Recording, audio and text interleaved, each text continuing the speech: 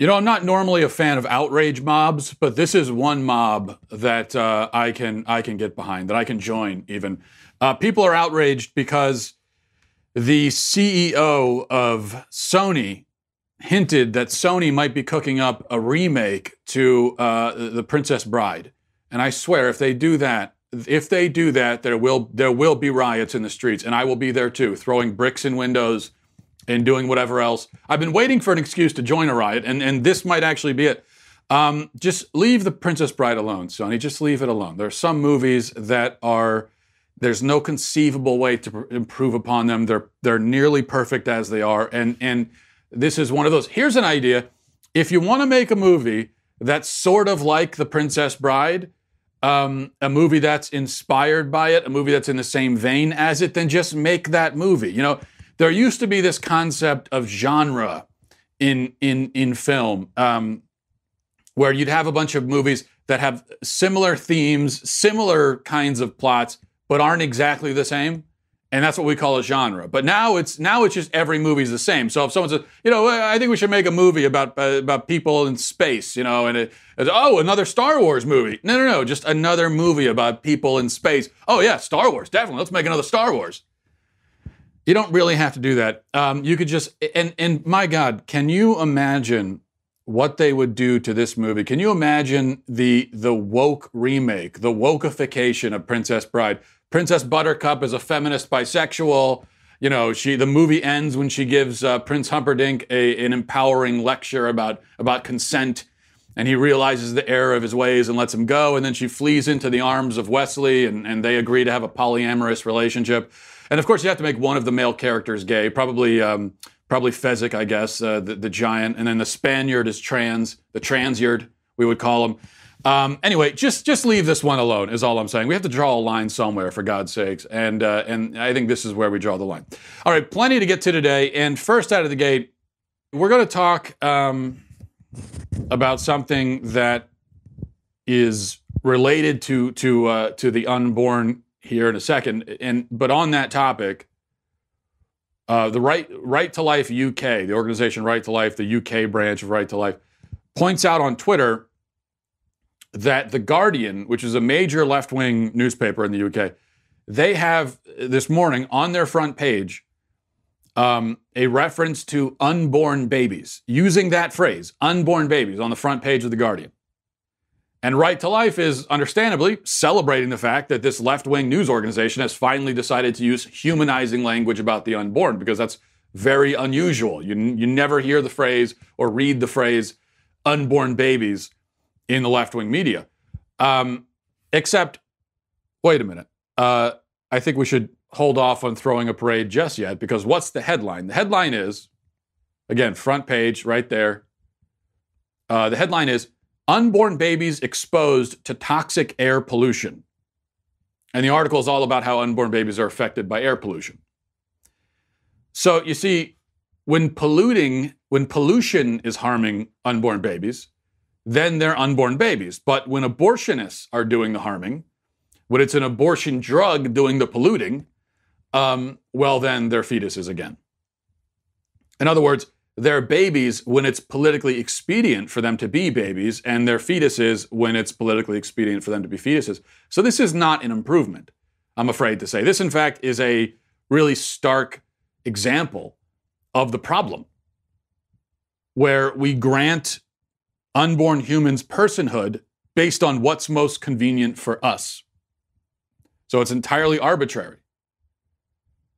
So it's not even, we can't even really say that the pro-abortion side has dehumanized the unborn. That actually would be too consistent. In a way, we give them too much credit when we say that, because that would seem to imply that they have that they at least have some sort of consistent narrative about what the unborn child actually is, but they don't. Whether or not the being in the womb as a person really just depends on politics, on convenience. It just depends. It really depends. So it's entirely arbitrary. So when you ask, well, where do you draw the line? You know, when is the baby a person? The answer is they don't draw the line anywhere. At least not anywhere. They have no one place where they draw the line. What they would ask you is, well, what's the situation? So that humanity, the very definition of what constitutes a person is now situational. And this provides a transition into the topic I want to discuss to begin with, because The Guardian has another story, or they had a story a few days ago, different story. Only in this, and this is a good example, in this headline, the babies were fetuses again. Here's the headline. More than 2,000 fetal remains found at home of former Indiana abortion doctor. Now, the media, the leftist media, has given as little attention to this story as they can possibly get away with. They have had to at least mention it because it's too big to completely ignore. So they mention it, they do their article, they did, and they do their little segment on it, and then they move on quickly, and that's what they've done. But it is a big story. An abortionist named Ulrich Klopfer recently died, and it was discovered after his death that he had the medically preserved, quote unquote, bodies of over 2,000 aborted babies in his home in Indiana. He had these trophies in his home. 2,000, think about it, 2,000 in his home. LifeSite News has, but this is, now, in that case, they're fetuses. Because The Guardian is never going to say, oh, he had the remains of 2,000 babies. Because if you do that, well, now that just sounds, that makes abortion sound horrifying. That makes abortionists sound like serial killers, which they are. But the Guardian's not going to. So all of a sudden, they're back to being fetuses there. LifeSite News has more information about this lovely man and the crimes he committed. It says the bodies of 2,246 aborted babies were found in the home of a recently deceased abortionist who previously operated in 2020 Democrat contender Mayor Pete Buttigieg's South Bend, Indiana. Abortionist Dr. Ulrich Klopfer committed abortions at the Women's Pavilion in South Bend, Indiana, home to the University of Notre Dame, and at other Indiana facilities with his until his medical license was suspended in 2016. As the watchdog group Operation Rescue has extensively documented, Klopfer had a history of abuses, including failing to report statutory rape of a 13-year-old and a 10-year-old. He sent the latter home with her parents, who knew their daughter was raped by her uncle but didn't want him prosecuted. And they didn't report it to the police. Klopfer is far from the only abortionist to do this. This is very common. But think about that. A 10-year-old girl raped by a family member. Her despicable, evil parents don't want to report it to police. And Klopfer goes along with it. Well, why is that? Because Klopfer's a monster. Back to the article, says the Will County Sheriff's Office announced on September 13th that an attorney representing the family of Dr. Ulrich Klopfer called the county coroner's office on September 12th to inform them that while going through the doctor's personal property, they discovered what appeared to be fetal remains and requested that Will County Coroner's Office provide proper removal. And then skipping ahead a little bit, they go in, they find these 2,246 dead babies. Although they say that there is no evidence that any medical procedures were conducted at the property. So this raises the question of, was he performing illegal abortions or something in the home? They say there's no evidence of that. And then LifeSite News points out that this would raise the possibility that they were aborted in Indiana and then transported across state lines, which would be a federal crime, which would mean the federal government has to get involved. Now, why would this weirdo, this freak, and yes, in this case, I will happily speak ill of the dead in this case being the dead Klopfer. Why would this disgusting freak of a person have 2,000 dead children preserved in his home? Well, because he was a serial killer. And this is what serial killers do. And this is why, as I said, this is why the media has just glanced at this story and moved on as fast as they possibly could. Because it brings to light a really uncomfortable fact, and it raises uncomfortable questions about the psychology of people who go into the business of killing babies. And this guy isn't the only one, all right? This isn't one case. Gosnell, you may remember, had a bunch of trophies that he kept, mainly the hands and feet of his victims. He kept in jars and so on in his office, in his home. Again, why? Why would he do this? for the same reason any serial killer does it. I say this raises uncomfortable questions for the pro-abortion side. Of course, it raises many questions, but one of them is it really possible for someone to get into the business of abortion, to do this every day, to butcher babies every day, and not end up a deeply disturbed and deranged person? Now, you'll say you have to be deeply disturbed and deranged to get into the business in the first place, and that's true. But the job itself, doing the job, I think has the effect of killing off whatever was left of your conscience. Whatever conscience you might have had, however compromised, going into this job, I think will be obliterated by the job. There's no way you can retain it. Think about the Nazis at Nuremberg. The famous phrase, the banality of evil, which comes from the Nazis at Nuremberg, and just how they appeared to be these, they weren't comic book villains who were laughing maniacally about the horrible things they did. These were just empty people, blank expressions. They appeared to be almost bored talking about the slaughter they carried out. Because they had done so much evil for so long that they had lost their souls. They had lost their conscience. Think about, and then that brings to mind, think about the undercover Planned Parenthood videos, which Dave Daleiden of Center for Medical Progress is in the process of being legally persecuted for those videos.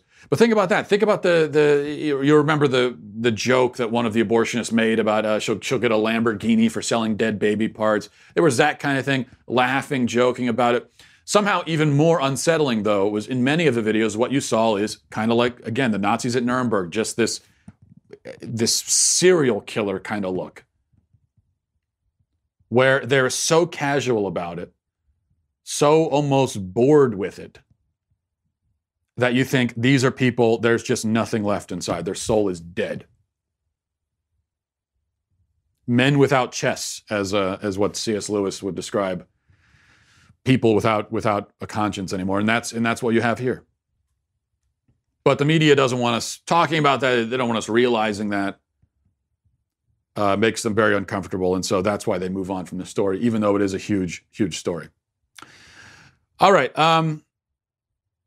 Let's a couple other things I wanted to talk about, and we'll start with this. This is some comic relief, I guess, kind of a palate cleanser after the sick and disturbing stuff we just talked about. Union Theological Seminary is a source of never-ending hilarity, if you can find it within yourself to find heresy funny, which most of the time I can't. But in this case, I kind of do, because I just can't help it. Union Theological Seminary is a heretical outfit. They teach a completely insane version of Christianity, if we can even call it that. And they sent out a tweet today, and this is not a joke. Okay, this I promise you is not a joke. This is real. Take a look at this. Here's the tweet. The tweet says, "Today in chapel we confessed to plants. Together we held our grief, joy, regret, hope, guilt, and sorrow in prayer, offering them to the beings who sustain us, but whose gift we too often fail to honor. What do you confess to the plants in your life?" I have to say nothing is what I confess to the plants in my life. There's a picture of a person, and if you're not watching right now, you can't see this. There's a picture of a person sitting and talking to a group of plants, while a bunch of other people sit and watch this exchange, which I have to assume was a rather one-sided conversation. If you're confessing to plants, and they give you a penance to do or something, if they respond, if they start, then you know that there's really a concern here. But all those people watching, here's what's striking about this photo. The whole thing is striking, but if I had to point to one particular thing, all of those people watching as this woman sits and talks to plants, none of those people are even smirking. I mean, could you physically be in that room while this is happening and not at a minimum smirk? None of them are. They're just sitting there, business as usual. And that's how you know the brainwashing is really working. I imagine that the people who run Union Theological Seminary were kind of standing off to the side off camera and rubbing their hands together and saying, yes, yes, it's working. Look, all I can say is that I think based on that picture, they are taking VeggieTales way too literally. I think that's really the problem here. I wonder how these people can manage to walk across like a grassy field. How do they do that? They're walking across. Oh, I'm sorry. Sorry. Oh, sorry. Do they apologize to their Caesar salad before eating it? Because that has to be an awkward conversation. Listen, I don't know how to tell you this, but I'm going to consume you. I am really sorry about that. Please don't take it personally. Or do they not eat salad at all? Because that's really my question. And I always wonder this because the people who are most likely to be idolaters of, to engage in this idolatry of plants, and this is what you're looking at there. That's paganism. Okay, so this is grade A paganism on display. But the people who are most likely to do that are also the people who just are almost certainly vegan. There's just no chance they're not vegan. But then there's this obvious contradiction here because you're worshiping plants, but then those are also the only things you eat. Or do you not eat plants? How does that work? I mean, assuming you don't eat animals, but you don't eat plants because, plants have feelings too. I mean, you can't very well confess your sins to someone and then eat them. Look, if that becomes the process, that's going to cause a lot of problems in the Catholic Church. Things are going to get pretty dicey for priests. But so then, how does that work? So you don't eat meat, you don't eat plants. What do you eat? Ceramic? You just whatever someone gives you, you dump the food off the plate and eat the plate.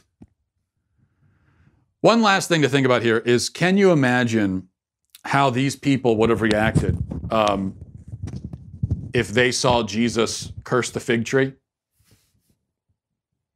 I mean, the Son of God would have got a talking to on that one. Can you just imagine them witnessing that scene? I wonder if do they even they must rip that part. They must do whiteout over that part of the Bible because that would be way too traumatizing if they were to realize that Jesus, who they probably think was a hippie vegan socialist, to realize that he cursed a fig tree.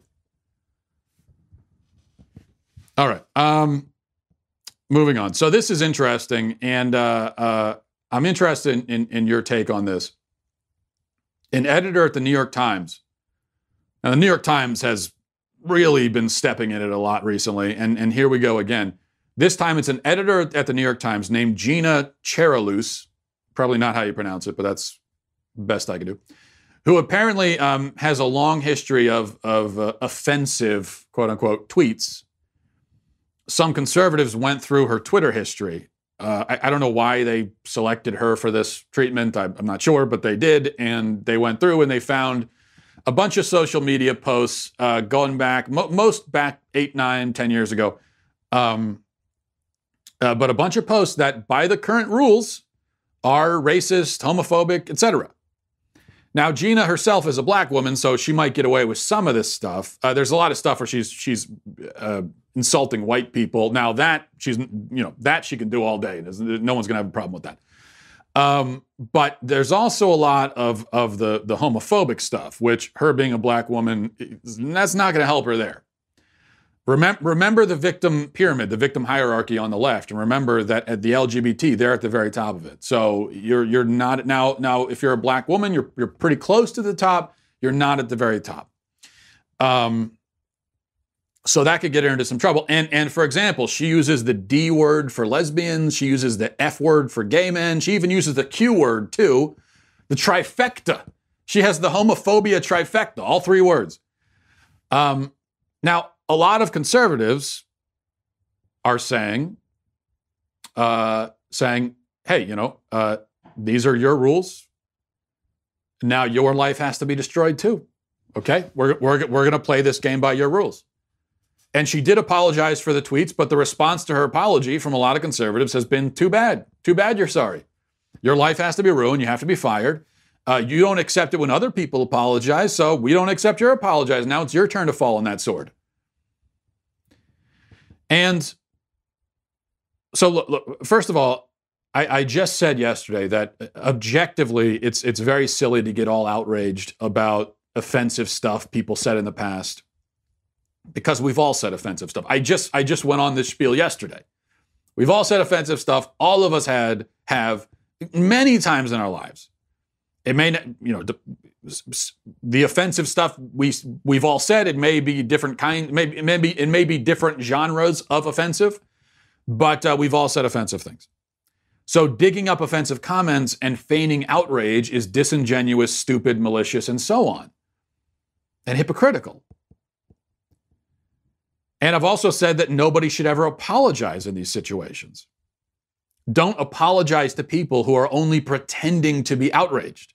And in these situations, in every case, the people who are demanding the apology are not really offended. Their feelings aren't really hurt. And even if their feelings are hurt, I would still say you probably shouldn't apologize. But they're not. So that's even more real. Why would you apologize to someone who is only feigning outrage?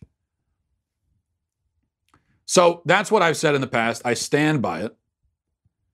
But on the other hand, the argument from the other side is, hey, she's a leftist with the New York Times. She has her self-endorsed cancel culture, as it's come to be known. This culture of quote unquote canceling people, getting them fired, shutting them down, ostracizing them, alienating them because of things that they've said that are politically incorrect or whatever. And she's been a part of that. Even yesterday, she was retweeting things that were approving the Shane Gillis, the SNL guy, him getting canceled. She seemed to approve of that, and so she should take her own medicine. That's the argument, and that's the only way leftists will learn, is if they are forced to experience it themselves. And that seems to be the attitude and the approach of a lot of conservatives, where they're saying, let's take this stuff and throw it right back in their face. I understand that argument, okay? I get it. It makes sense. Hoist them with their own petard. It's well-deserved. No question about that. I'm not going to deny that. If you're out there saying, cancel this person because of the stuff they said, and yet you said similar stuff, then shouldn't you be canceled too? Haven't you, in effect, canceled yourself already? So I get all that. I understand the logic. And in a way, it's sort of impeccable logic.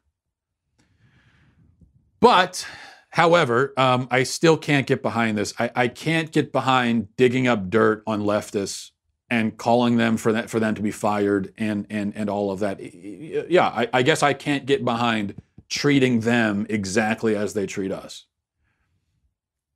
And I'll tell you why, okay? I want to give you my reasons. And my reasons have nothing to do with not having the stomach for it, with being squeamish, with being a wimp about it. It's nothing to do. I have the stomach to go toe-to-toe with these people. I think if you've been following me for any length of time, I'm not squeamish. I have no issue with upsetting them, with having people be outraged at me, with, fighting, whatever you want. I got no issue with that. I'll do that all day long. And I think, as I said, if you follow me, if you listen to the show, whatever, you read my stuff for any length of time, I think that's true. So, and that's the problem, is that anytime any conservative tries to say, well, maybe this isn't the right approach, they're always accused, you wimp, you're just lying down, bowing to the left. No, there may be some conservatives who do lie down and bow to the left, but you know that I don't do that. That's not the way that I play the game. I have different reasons for it. And I'll tell you what my reasons are. Number one, it's transparently disingenuous. It requires us to act like we're offended by something that we clearly are not offended by. And I have a problem with being disingenuous in general. I find it to be the most repulsive trait in people. I really hate it. It's the one thing about a person that repels me the most is being disingenuousness in a person. I find really repulsive. And so I can't do it myself. I just can't. Constitutionally, I cannot do it. And anyway, even aside from that, it's pointless, because if everybody knows you're faking it and you know it, and everyone else knows it, then what's the point? So if we're sitting here and we're saying, why, I never, she used this language in a tweet, I find this scandalous, I'm going to faint. If we're playing that game, meanwhile, we don't really give a crap, which we don't, and we shouldn't. I mean, you don't really care about that, what this woman said in a tweet 10 years ago. You don't care. I don't care what she said. She could have said anything. She could have said the most horrible things you can imagine. I really don't care at all. It does not upset me or offend me. It doesn't. And so I can't pretend it does. And if I did, everybody would know I'm pretending. So why? Now, second thing, more to the point, what is our argument? And this really is, put everything else aside, this really is the point here. What is our argument? Okay, when the left goes and they do their thing and they try to destroy people based on past comments and tweets and whatever, what's our argument? Okay, what's our argument against that approach? At least I'll tell you my argument. I think this is all of our arguments. Our argument is not, oh, you shouldn't do that to this particular person because we happen to like this person. So when they did this, for example, to Kevin Hart with the whole Oscar thing, and almost every conservative, even though Kevin Hart is I don't think a conservative by any stretch of the imagination, but every conservative, they were coming out, they were saying this is ridiculous. And our argument wasn't, oh, don't do this to poor Kevin Hart. Kevin Hart's he's got a heart of gold. He's such a wonderful guy. Don't do this to Kevin Hart. No, really, it wasn't about Kevin Hart specifically. It was just don't do this in general to people. You know, a joke he made on Twitter 10 years ago, whether you like the joke or not, is not a reason for getting him fired from a job and all that stuff now. So that's our argument. It would be a very weak and non-winning argument for us to respond and say, oh, don't do that to this particular person because we happen to like them. Why would anyone listen to that argument? No, our argument is against cancel culture in general. Our counterattack is that this whole thing of digging up dirt, trying to ruin people is BS. It's wrong, it's dishonest, it's manipulative, it's hypocritical, it's stupid, it's petty. We oppose it. That's our argument, isn't it? Well, if we then turn around and do it ourselves, even in retribution, then we've just forfeited the general on-principle argument against cancel culture. We forfeited the argument against it by participating in it.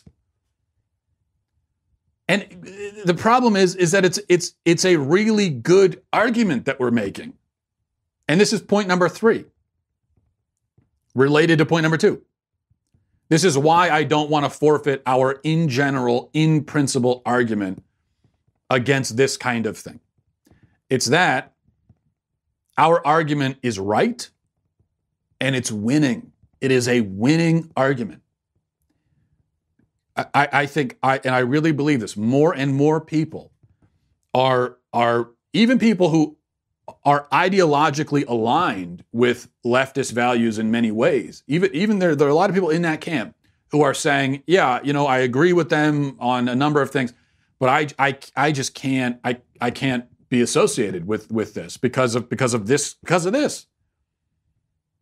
There are a lot of people, the political correctness, all this stuff. There are a lot of people who are just the outrage mobs, everything. The malicious, petty, disingenuous, hypocritical way that they go about things. I think that has alienated not just right-wingers, who we don't like them anyway, but it's alienated a lot of people who are in the middle and a lot of people even on the left who otherwise would be, marching alongside them, but they just can't go along with it. So it is a winning argument. And I think if the right, if conservatives, whatever that even means anymore, have any chance of winning back the culture, I think it's going to have a lot to do with the left's behavior and us standing on the other side and saying, that's wrong. This is ridiculous. For us to be the sort of even putting ideology aside, for us to be the common sense, consistent, just logical people who can sit there with some of this madness and say, come on, guys, this is crazy. No. As simple as that argument is, it's very appealing to a lot of people. And I don't want to sacrifice. I think we are sacrificing it, and we are throwing ourselves into the muck, and therefore losing a lot of the converts that we could otherwise win. And not by sucking up to them, but just by being consistent and strong-willed and logical and rational. You know, being that way, I think, wins people. It's not weakness at all. To be rational and consistent is not weak. It's the opposite of weak. That is strength. And to have a little bit of self-control and exercise a little bit of prudence, and to say sometimes, yeah, you know what? We could get a scalp here. We could take this person down by their own rules. But you know what? We're not going to do it. It's not worth it. That person isn't worth it. That's what we should say. Someone like this Gina, whoever her name is, I mean, who the hell is she? Who cares?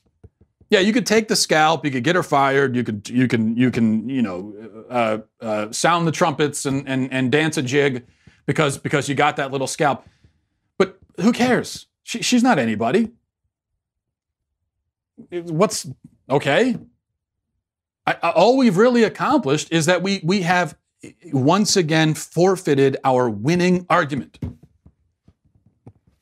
There's cancel culture, and we are supposed to be the ones against it, saying this is wrong.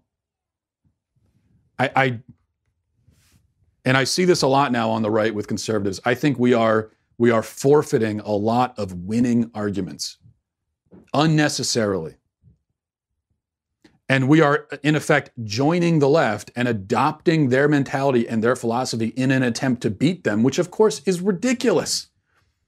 Because if we become them, then they win.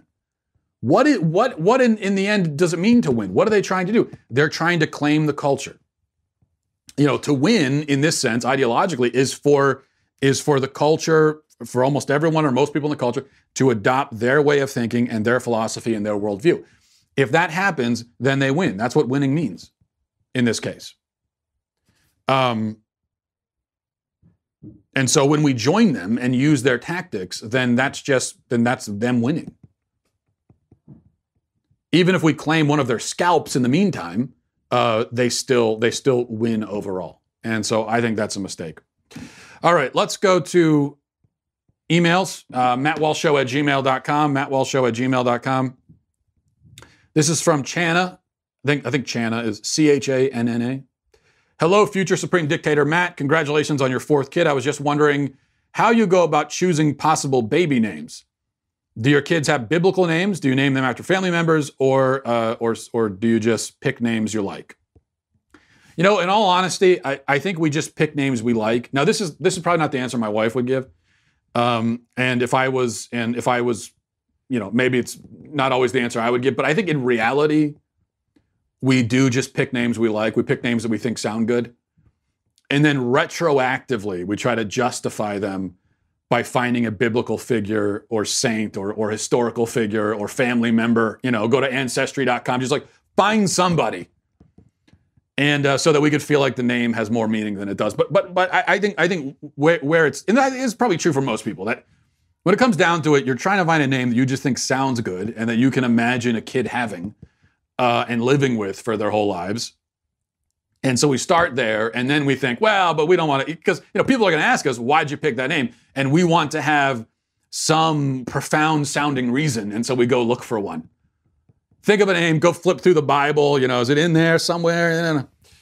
That's basically our process. All right, this is from Justin. Says, hi, Matt, love the show. Appreciate all you're doing. I was wondering if you could talk a little bit about the fact that it's been nearly 2,000 years since Jesus' death, and every generation since then has anticipated his return. But yet here we all are all these years later, and it hasn't happened. I've been a Christian for most of my life, and I was brought up to believe, maybe mistakenly, in the imminent return of Jesus. But I've been struggling lately with the question, where is Christ and when will he ever return? Anyway, I would appreciate your thoughts on the matter. Thanks. Yeah, I think I think you hear a lot of people these days, even, which is what you're alluding to. A lot of Christians who would say, "Oh, yeah, we're living in the end times. This is it. This is the end times. It couldn't possibly go on any later than this." I think the people who say that, if they only had, I think all they would have to do is just study history before you go declaring, "Oh, this is the end times for sure. This is it." Before you declare that, just pick up a history book and study history. And what you'll discover is that every single generation, going back before Jesus, has assumed that their generation was the last one. Every single one. It's just one generation after another. Oh, this is it. Nope. Oh, this is it. Nope. Oh, no, this is definitely it. Nope. Oh, no. It's time, this is it right now. It's like, if you take a historical view of it, you realize how silly it is. You at a certain point, it's like clearly, we're reading the signs wrong here, and we probably should just stop predicting, because we're going to be just one generation in the thousands that has said this is definitely it. It's the end. So you can't do that. And I think the Bible makes it clear too. No one will know the day or hour, and so these are predictions that just can't be made. And in fact, I mean, you could sit there and point out all these, oh, well, look at what's happening here in the world and here and there. I mean, this has to be the end time. Look, okay, but think about what previous generations have gone through. Think about the generation that think about World War II, or World War I. You know, the entire world, or much of the civilized world anyway, is literally at war. Or go back to the when you had epidemics wiping out large swaths of the population across the civilized world. The flu epidemic, the Black Plague. I mean, think about being a peasant in Western Europe, while the Black Plague was just decimating and killing huge percentages of people all across that region of the world. Would you have a pretty good reason to assume that this is the end? This is the apocalypse? Yeah, but it wasn't. Black Plague came, killed a lot of people. It went away. It didn't completely go away, but you know what I'm saying. The epidemic happened, it ended, and that's it. And so all throughout history, there's been that. So yeah, I think we, at a certain point, just have to stop trying to predict it. And there is something, I think, also sort of morbid and weird, certainly morbid, but also I would argue kind of weird about it, that we're living our whole lives just waiting for the end of the world. Do you think that's really what God wants? And I joke about this too all the time. Anytime you hear about an asteroid that came within, well, they call it a close call. If it came within 100 million miles, that was a close call. Whew. And every time I hear about one of those, I say, man, maybe next time. Maybe we'll have better luck next time. But in reality, that's a joke. I mean, I don't actually want the world to be destroyed. Okay, I'll go out on a limb and say that. I don't really want the destruction of the world. I don't think that's how God wants us to live. I think he wants us to live our lives. We have a life, live it. Don't live every day just waiting for the world to be destroyed. It's a weird way to live. And I don't think that that's why we're given life. Now, I'm not going to get in. I'm not saying, YOLO, you only live once, go live, do whatever you want. That's not what I'm saying. I'm just saying that we are certainly given life to live it at a minimum. And sitting around waiting for the end of all things doesn't seem like living. It just seems like waiting, treading water. And I don't think that's what we're meant to do. All right, finally, this is from Simon, says, you talked a lot about pronouns yesterday, and you drew the comparison between demanding that other people use the wrong pronouns and having pet peeves. You said that you can't demand that people act differently because you have a pet peeve, and you used people eating bagels as an example. However, I wonder if that holds true when you see people FaceTiming in public without earbuds on, or if someone chooses to sit next to you on the bus, even though there are no other passengers on board. Is this an inconsistency in your statement, or is there a difference between the two?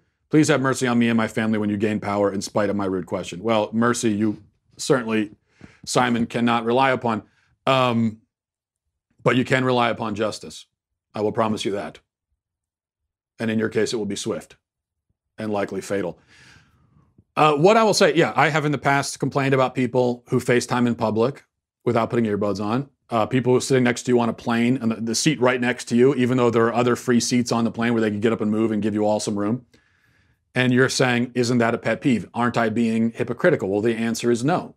Because as I said, a pet peeve is something that you are unreasonably annoyed by. Okay, it is a normal, perfectly fine activity that people are engaging in that for whatever reason, because of the way you're wired, you find annoying. That's a pet peeve. But if it actually is a rude or strange thing, then that's not a pet peeve. It's perfectly rational to be annoyed by it. So it would be, you can't say, oh, it's my pet peeve when people cut me off in traffic. No, that's just something that annoys you because it's rude and dangerous to cut people off in traffic. So it's very logical for you to be annoyed by it. Now, people who FaceTime in public without even bothering to put headphones on, and when they could just be talking on the phone instead, forcing us all to listen to their banal, uninteresting, insufferable conversation. That is not only rude, but psychotic behavior. And so I have every right to be enraged by it. Here's what I'll say. I think I am certainly within my moral rights, and I would argue even my legal rights. If you're sitting at a coffee shop on FaceTime, within my moral and legal rights to come over, take your phone, bring it into the bathroom, and put it in the toilet and flush the toilet. That would be totally justified in doing that. And yeah, if you're sitting in a middle seat on a plane and there's someone, in the window seat and nobody shows up for the aisle seat and you don't move over, again, that is psychotic behavior. That is a sign that you are a dangerous person, even. That's a reason it would be justified in that case to get up and find the air marshal and say, I have suspicions about. See something, say something. And this is one of those things. Because that is just not normal human behavior. All right. But thank you for that question. We'll leave it there. Thanks, everybody, for watching. Thanks for listening. Godspeed. The Matt Walsh Show is produced by Robert Sterling, associate producer Alexia Garcia Del Rio, executive producer Jeremy Boring, senior producer Jonathan Hay, our supervising producer is Mathis Glover, and our technical producer is Austin Stevens, edited by Donovan Fowler. Audio is mixed by Mike Coromina. The Matt Walsh Show is a Daily Wire production. Copyright Daily Wire 2019. Hey everybody, it's Andrew Klavan, host of The Andrew Klavan Show. Some people are depressed because the American Republic is collapsing, the end of days is approaching, and the moon has turned to blood. But on The Andrew Klavan Show, that's where the fun just gets started. So come on over to The Andrew Klavan Show and laugh your way through the apocalypse with me, Andrew Klavan.